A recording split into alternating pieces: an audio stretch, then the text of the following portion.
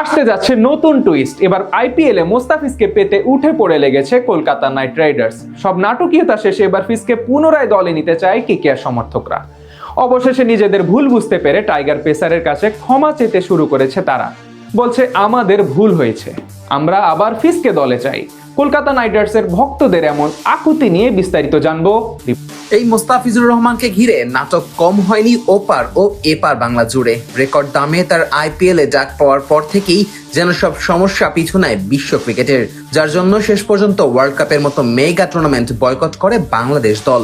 এবার অবশ্য নাটক নতুন মোড় নিতে যাচ্ছে ভিন্ন দিকে। যেই ভারতীয় দর্শকের তোপের মুখে পড়ে তাকে বাদ দিয়েছিল বিসিসিআই, তারাই এখন আবার উল্টো ক্ষমা চাইতে শুরু করেছে টাইগার পেসারের কাছে। কলকাতা নাইট রাইডার্সের সব ভক্ত সমর্থকেরা এখন সামাজিক যোগাযোগ মাধ্যম সরব তুলছে মোস্তাফিজকে ফিরিয়ে আনার জন্য। 2026 আইপিএল নিলামে রেকর্ড 12.5 কোটি টাকায় ফিজকে দলে নিয়েছিল কলকাতা নাইট রাইডার্স। নিলামে দিল্লি ক্যাপিটালস এবং চেন্নাই সুপার কিংসের সাথে ফিজের জন্য লড়াই করেছিল তারা, কিন্তু এরপর বিশ্বকাপের ঠিক আগ মুহূর্তে অপেশাদার আচরণ করে টাইগার পেসারকে বাদ দেয় তারা, যা নিয়েই মূলত তৈরি হয় সকল নাটকীয়তা।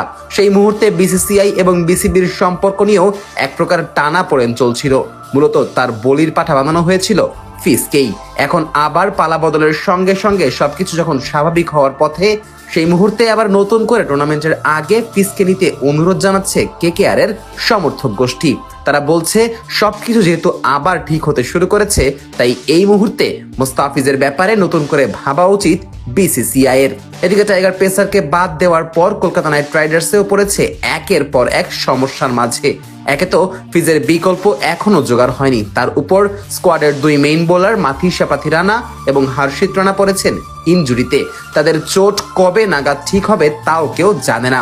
এমন অবস্থায় মোস্তাফিজই হতে পারেন তাদের মূল ভরসা।